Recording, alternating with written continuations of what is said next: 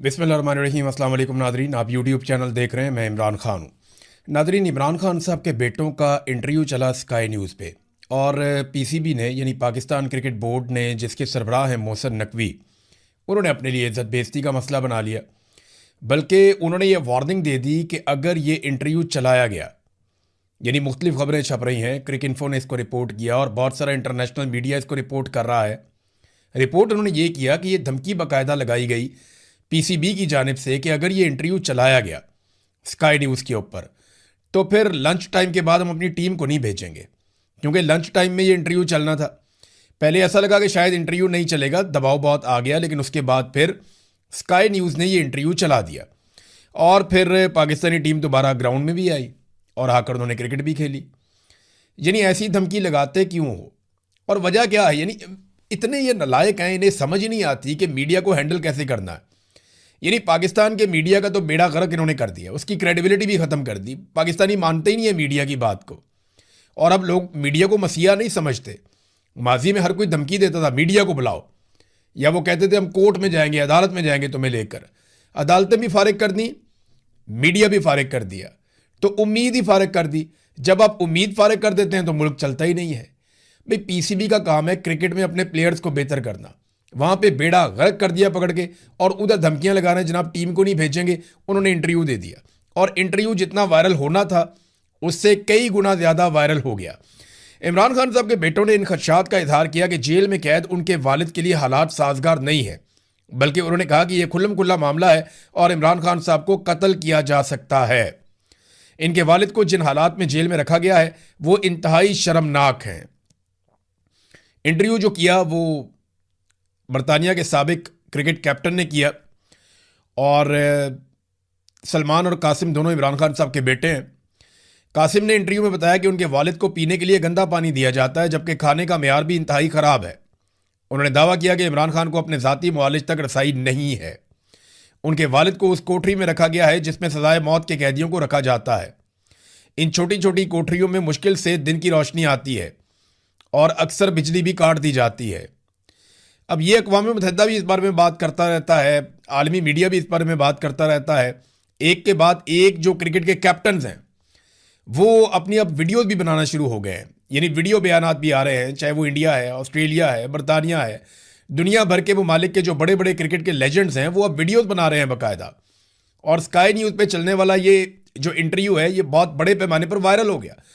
और हुकूमत ने जो हरकत की, पाकिस्तानी हुकूमत ने, उनको लगा जैसे पाकिस्तान का मीडिया वो कंट्रोल करते हैं, स्काई न्यूज़ को भी कंट्रोल करेंगे। हलवा थोड़ी है, आप क्या चाहेंगे तो सारी दुनिया को आप कंट्रोल कर लेंगे। वो तो डोनाल्ड ट्रंप के काबू नहीं आते, CNN वगैरह, तो आप स्काई न्यूज़ को कंट्रोल करेंगे। ये कैसे हो सकता है? क्या पिद्दी और क्या पिद्दी का शोरबा। पाकिस्तान में ही आप कंट्रोल कर सकते हैं, बंदूक चला सकते हैं, डंडा चला सकते हैं, दुनिया में हर जगह आप ये नहीं कर सकते। नादरीन, इमरान खान साहब के बेटों के सामने जब ये सवाल रखा गया कि आपको लगता है कि इमरान खान कभी जेल से बाहर आ सकेंगे, तो उन्होंने जवाब दिया कि ऐसा मुश्किल नज़र आ रहा है। यानी जब ये सवाल किया गया कि यानी छोटे बेटे से कासिम ने इसका जवाब दिया, उसने कहा जी कि इस वक्त बाहर निकलने का रास्ता मुश्किल होता नज़र आ रहा है। हम कोशिश कर रहे हैं लेकिन हालात बदतर होते जा रहे हैं। जिन लोगों के पास ताकत है उनका रवैया मज़ीद सख्त होता जा रहा है। उनका बाहर निकलना बहुत मुश्किल नज़र आता है और हम इस बारे में मशवरा लेने के लिए जिन लोगों से बात कर रहे हैं वो इस बारे में ज़्यादा पुरुम्मीद नहीं है। हम अब परेशान हैं कि शायद हम उन्हें दोबारा कभी ना देख पाएँ। अब ये इमरान खान साहब के बेटे कह रहे हैं, और बहुत सारी चीज़ें उन्होंने इस इंटरव्यू में कही। मिसाल के तौर पे उन्होंने कहा कि इमरान खान ना डील करेंगे ना उन्हें कोई पछतावा है। ये बात भी उन्होंने जब CNN को इंटरव्यू दिया था तो उसमें पहले भी कही थी। इमरान खान के बेटे खुलकर बात करते हैं, जब भी बात करते हैं अपने वालिद के हवाले से वो खुलकर बात करते हैं। वो कहते हैं जी हमारा वालिद बहुत मजबूत आदमी है, जिन हालात में वो पहुंचे हैं उन्हें अपने किए पे कोई पछतावा नहीं है, क्योंकि उन्होंने जो किया वो अपने मुल्क के लिए किया। और बतौर बेटे कितना फ़ख्र होता होगा उन्हें अपने वालिद पे कि उनका वालिद डट कर खड़ा है और मुकाबला कर रहा है फस्तायत का, जुल्म का, जबर का, और अपने मौक़िफ़ से पीछे नहीं हट रहा। इमरान खान वाकई एक बहुत मजबूत आदमी है।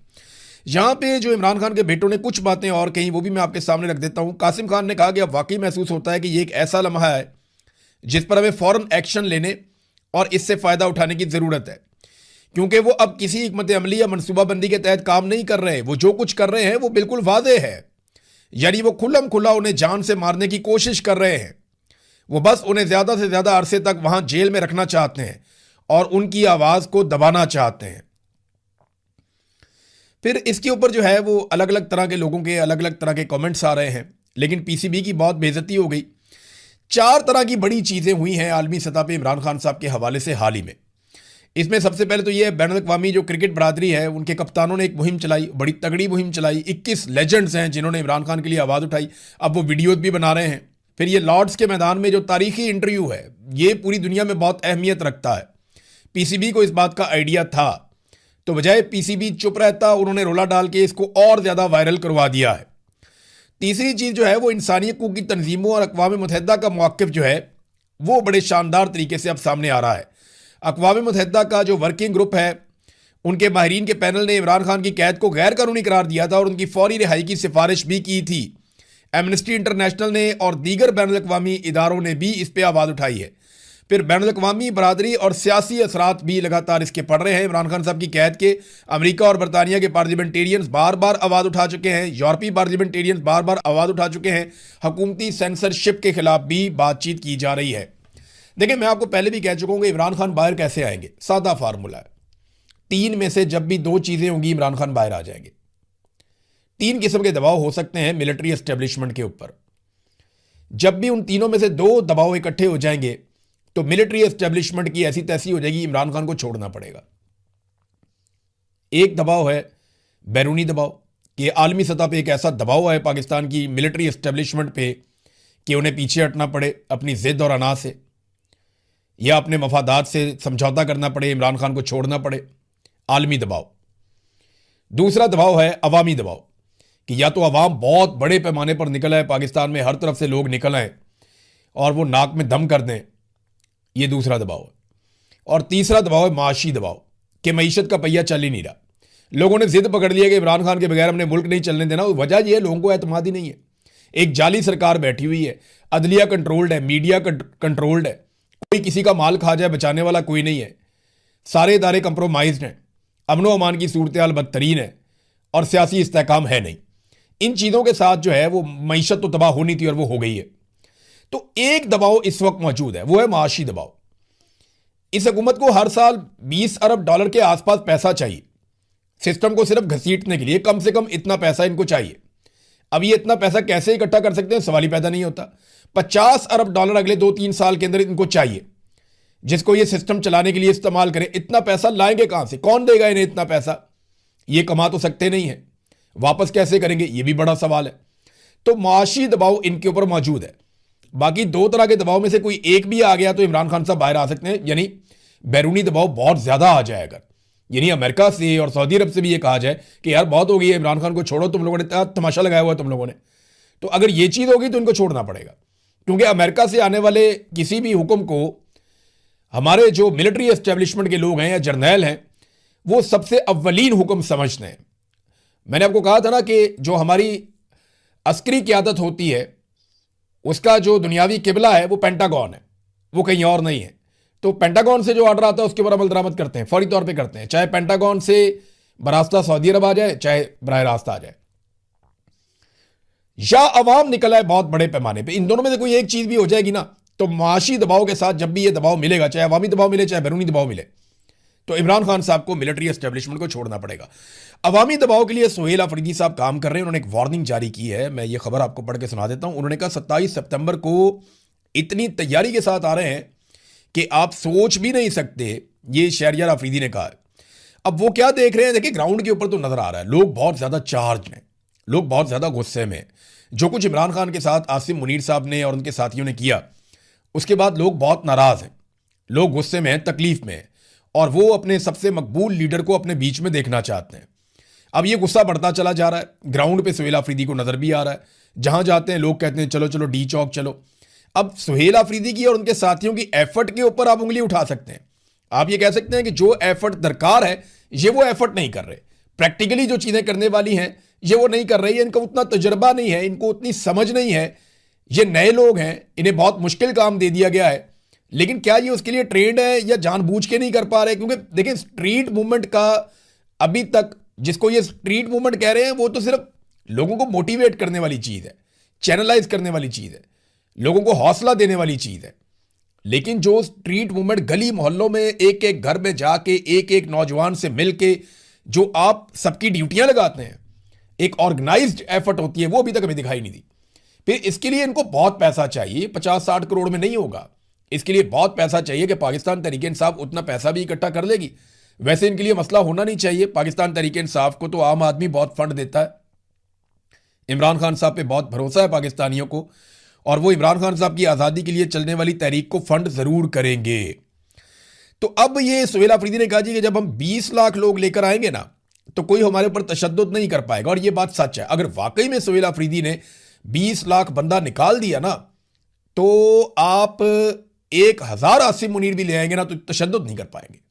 मुमकिन नहीं है कि फिर गोली चलाएं और उनके ऊपर अटैक करें, क्योंकि 20 लाख एक तादाद होती है। 20 लाख का जो इज्तिमा है ना, वो पैदल भी चल रहा हो ना तो कई किलोमीटरों तक वो इज्तिमा होता है।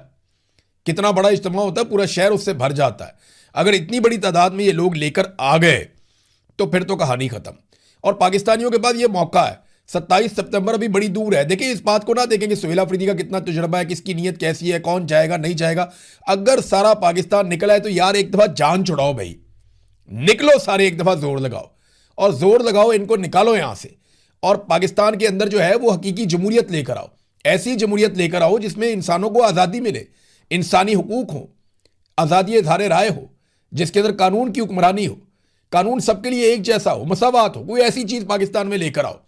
ये जुल्म और बर्बरियत और इंसानी हुकूक की पामालियाँ पाकिस्तान में अगर बंद करनी है तो एक दफ़ा पूरे पाकिस्तान को निकलना पड़ेगा। ये 20 लाख तो बहुत थोड़े हैं, मेरे ख्याल में 1 करोड़ आदमी निकलना चाहिए और सबको निकल कर इस सिस्टम को ठीक करना चाहिए। एक दिन टाइम निकालें, 2-4 दिन लगेंगे आपके और पाकिस्तान ठीक हो जाएगा। पाकिस्तान ने हमें इतना कुछ दिया है, क्या हम पाकिस्तान को 4-6 दिन नहीं दे सकते? हमें 4-6 दिन पाकिस्तान को दे देने चाहिए। अगर थोड़े लोग निकलेंगे तो ज़्यादा ताकत लगाएंगे, ज़्यादा कोशिश करेंगे, नुकसान भी होगा। अगर ज़्यादा लोग निकलेंगे तो कोई नुकसान नहीं होगा और मुल्क भी सीधे रास्ते पे आ जाएगा। नाज़रीन, सुहेल अफरीदी ने यह भी स्टेटमेंट दिया और एक और बात भी बताई, और यह बात बड़ी तकलीफ दे है। उसका रीज़न भी मैं आपको बताता हूँ, लेकिन पहले एक अपील भी है। लंदन में एक एहतजाज होने जा रहा है आज़ाद कश्मीर के शहरियों के साथ जो कुछ जुल्म और बर्बरियत हुई है उस हवाले से। रावला कोर्ट में जो सूरत-ए-हाल जारी है उनके साथ इजहार यकजहती के लिए पाकिस्तान हाई कमीशन लंदन के सामने आज शाम को 4 बजे, जुमे की नमाज के बाद आज शाम को 4 बजे 28 अगस्त को लंदन के कश्मीरियों से ये अपील की गई है कि निकलो, रावला कोर्ट में अपने लोगों की आवाज़ बनो।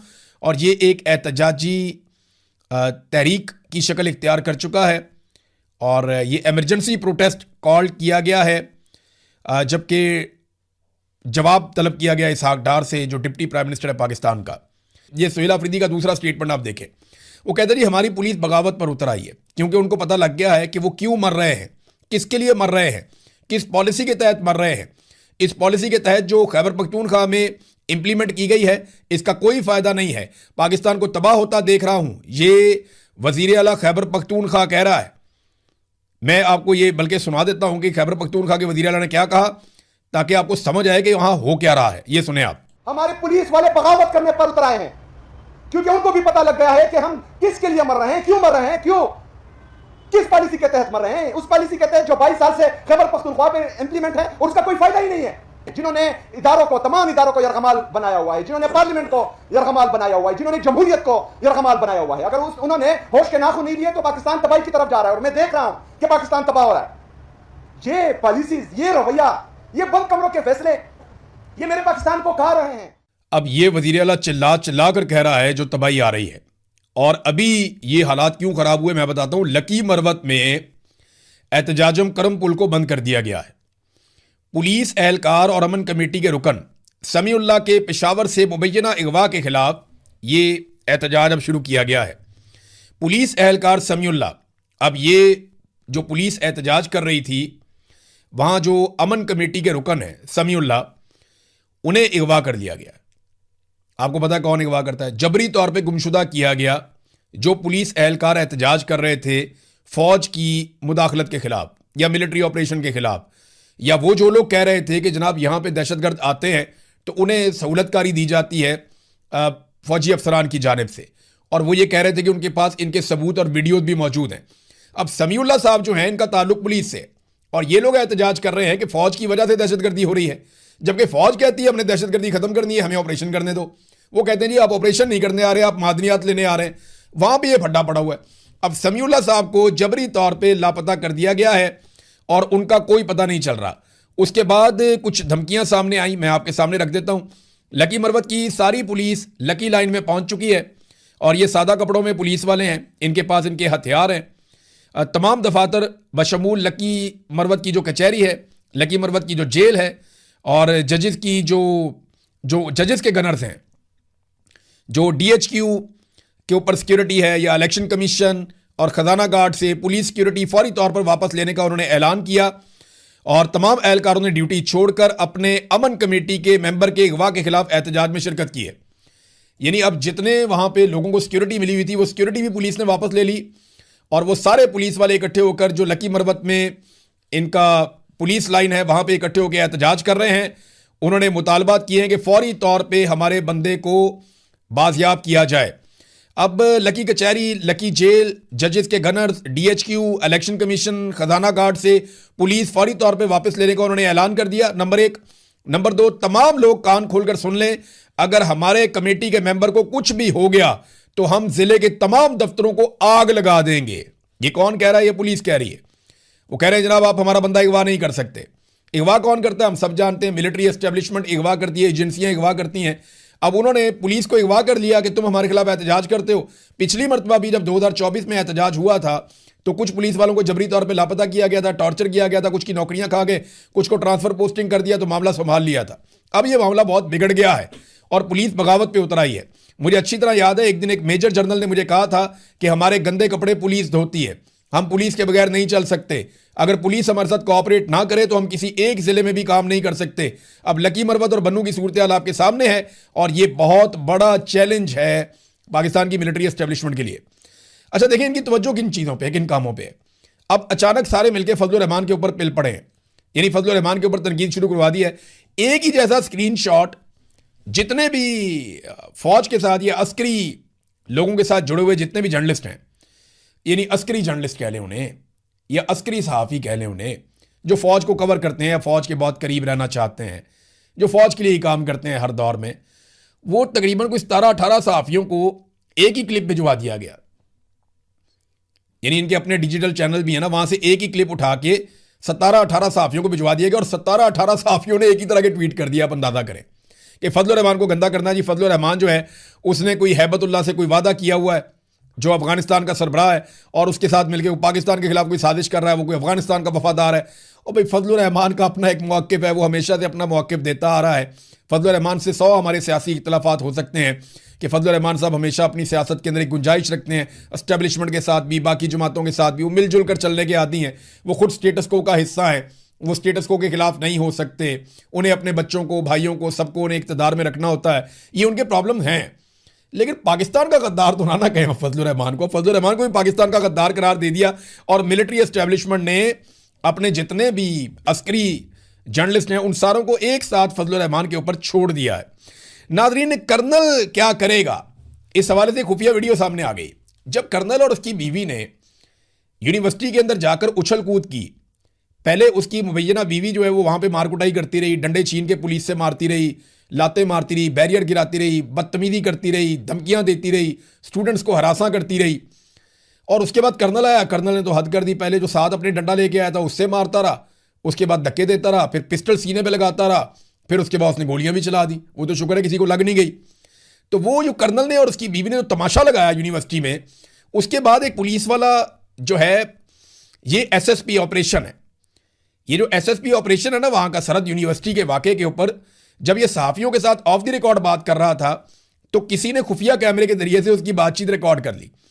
अब वो जो ऑफिसर है वो क्या बता रहा था, वो ये बता रहा था कि ये फौजी है ना, ये अभी यही मौक़िफ़ लेगा।